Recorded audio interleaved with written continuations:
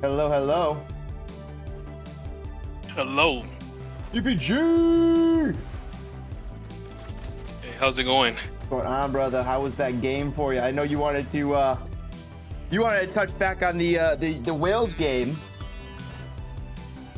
I know you didn't get to weigh in on your piece, so let's get DPG weighing in on the Wales US game.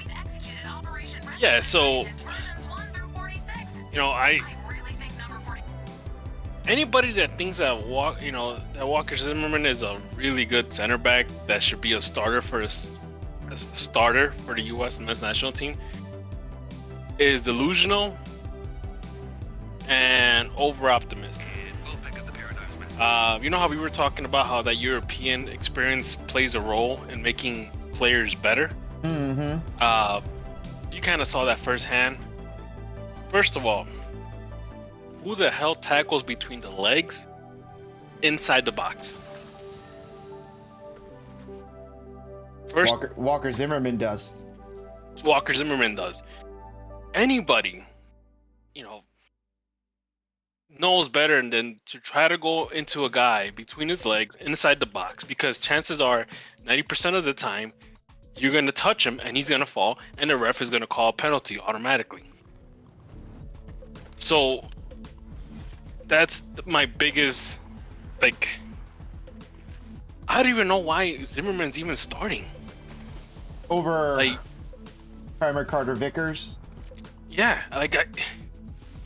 you're putting a guy there that just because he does really good in the MLS doesn't mean he's gonna do really good against real competition in an international stage. And it goes back to what I was saying. One thing is when you're beating teams like Costa Rica, Honduras, Mexico. Another thing is when you're playing against teams like Wales or soon to be England and a international competition. Teams tend to perform differently in international competitions. Some teams actually even overperform in international competitions. We just saw that a few days ago with Saudi Arabia and Argentina. I want to get into that a little later, but because I'm actually not sold on that one. But the German, that one seems real.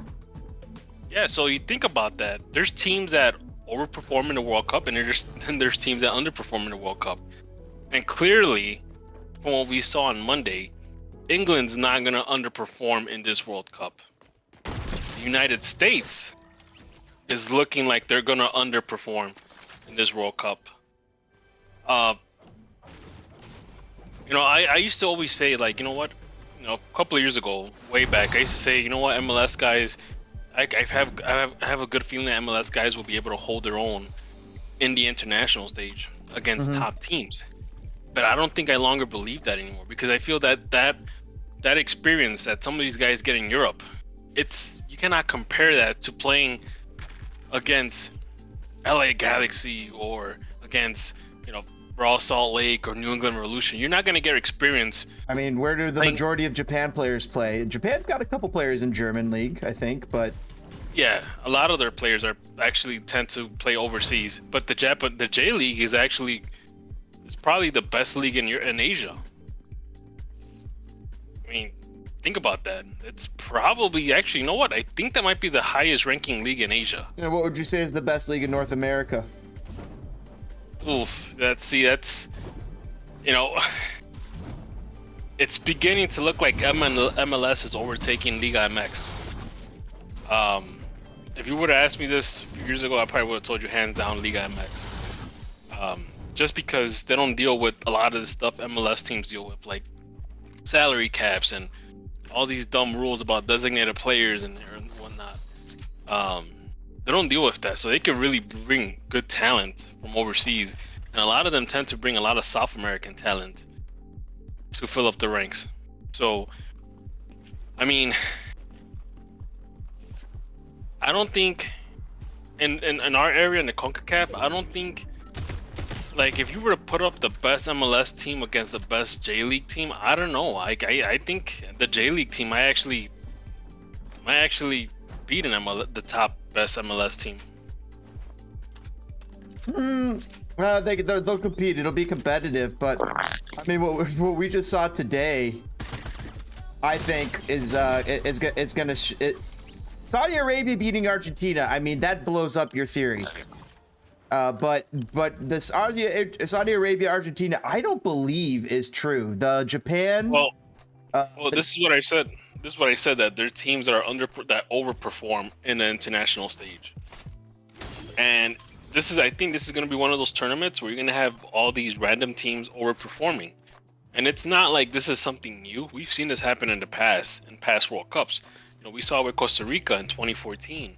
We saw it with, you know, look at Croatia or Serbia. Look what they did in 2018. You know, you have those teams that overperform and they start beating.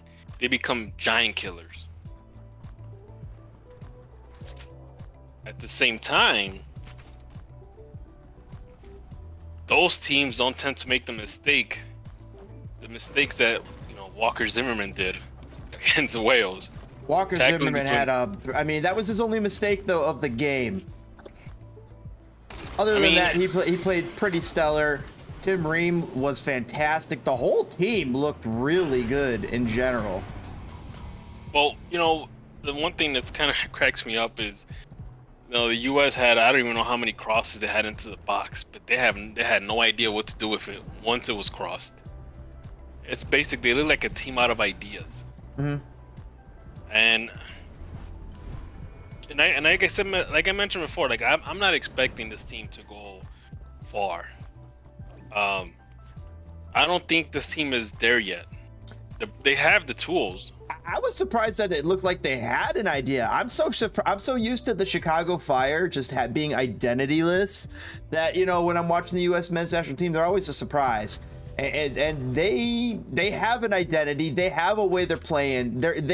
Just like Canada today has a way that they're playing. Although some people are saying Canada might be more successful, but I debate that because Canada didn't get the result or a goal, and meanwhile the United States did. Well, here's the thing: Canada had a golden opportunity, and they screwed that up. Yeah. So the U.S.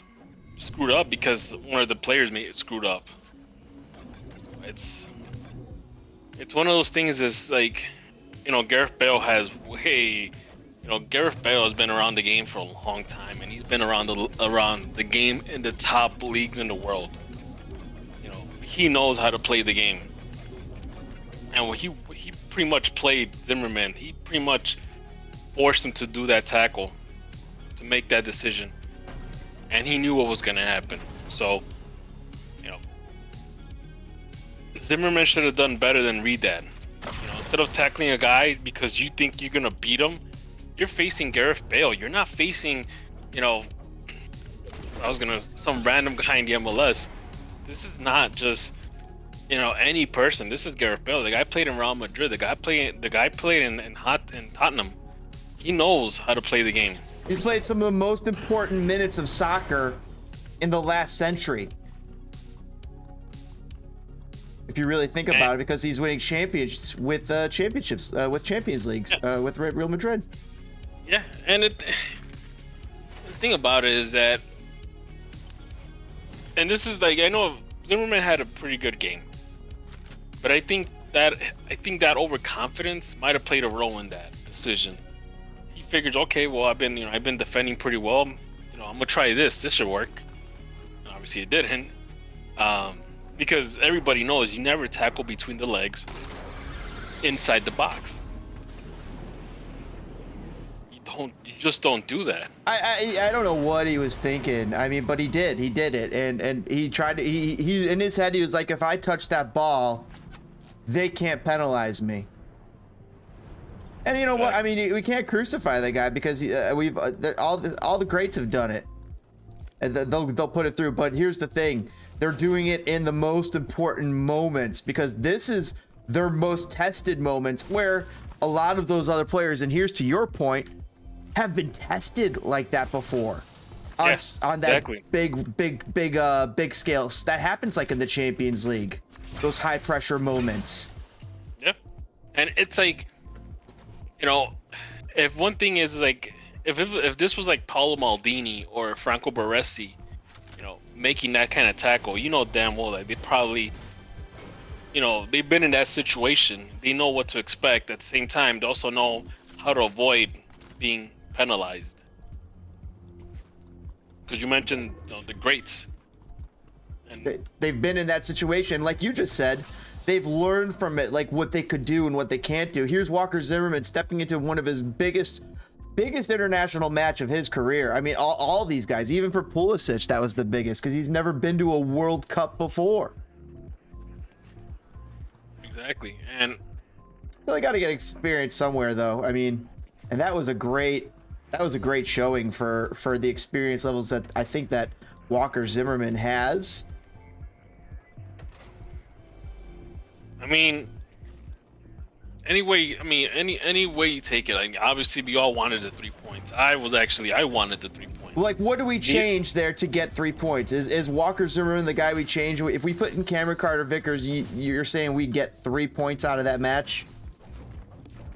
If we're going with top league experience, with you know, Cameron Carter-Vickers would probably be your guy. Right? You know, That's a good point. Because think about it, I know a lot of the U.S. men's national team players were complaining about the ref, and the ref was horrible.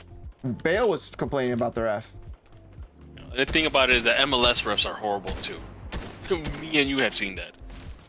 You know, and it's one of those things where the ref was always going to call that. It's like there's no way of getting away from that. Like, and I mean, maybe Zimmerman probably gets away with it in MLS and in a regular MLS game. We've seen calls get uncalled because MLS is so bad. But now when you're playing in the international stage, you tend to get the best of the best sometimes. And I say that sometimes with a exclamation point because